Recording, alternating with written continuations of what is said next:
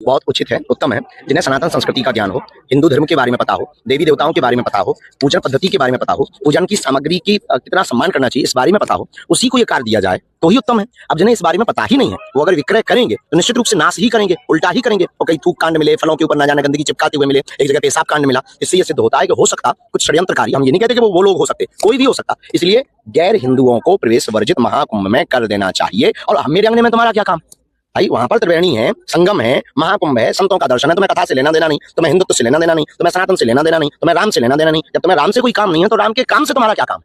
इसलिए उचित महाराज जी का वर्धा में मंदिर स्थापना हो रही है, उसके लिए पूछे हुए हैं। मेरे अंगने में तुम्हारा क्या काम है? और जो राम को नहीं मानते उनका राम के काम में क्या काम है?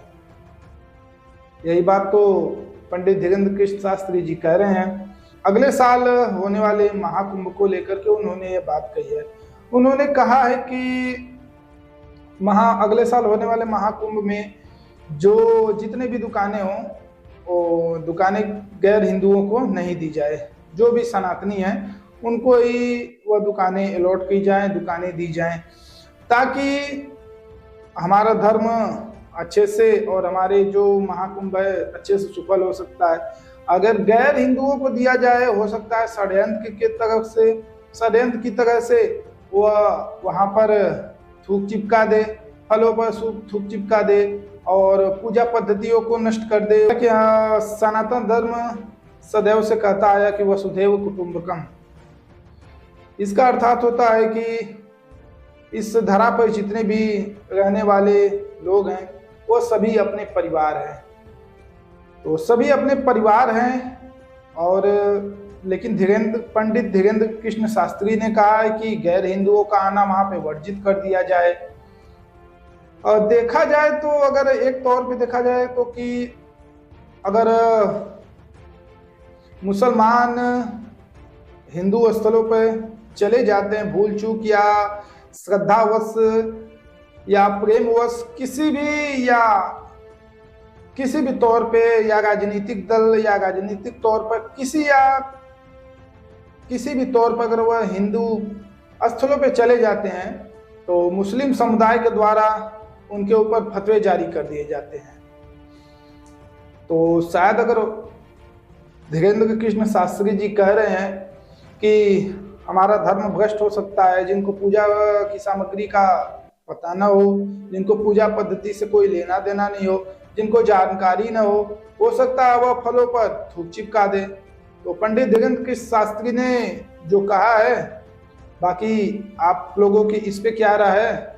आप लोग भी कमेंट बॉक्स में जरूर बताइएगा कि पंडित धीरेन्द्र कृष्ण शास्त्री के इस बयान पे आप लोगों का क्या कहना है। खैर, वैसे तो पंडित धीरेन्द्र कृष्ण शास्त्री ने जो कहा है, अगर एक तरह से फतवे पे देखा जाए तो वह बात सही बैठती है। भाई, जब आपके समुदाय के द्वारा आपके ऊपर फतवे जारी कर दिए जाते हैं हिंदू स्थलों पे जाने पर, तो फिर आपको नहीं आना चाहिए। ये भी एक बात है। अगर आप इतने प्रेमी हैं तो आ सकते हैं, लेकिन पहले अपने समुदाय से आप अनुमति ले लीजिए कि हाँ भाई जाना है या नहीं जाना है। अगर आपका समुदाय आपको अनुमति देता है कि हिंदू देवी देवताओं या हिंदू स्थलों पे आप जाइए तो आप आ सकते हैं धर्म स्थलों पर, हिंदू धर्म स्थलों पर।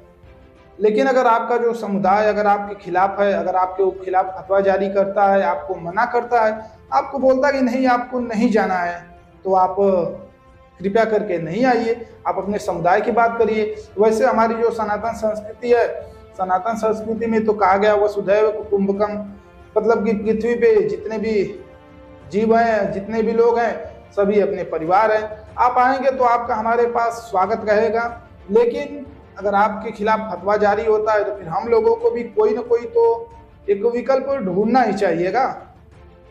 बाकी धीरेन्द्र कृष्ण शास्त्री ने जो कहा है उस पर आप लोगों की क्या प्रतिक्रिया है,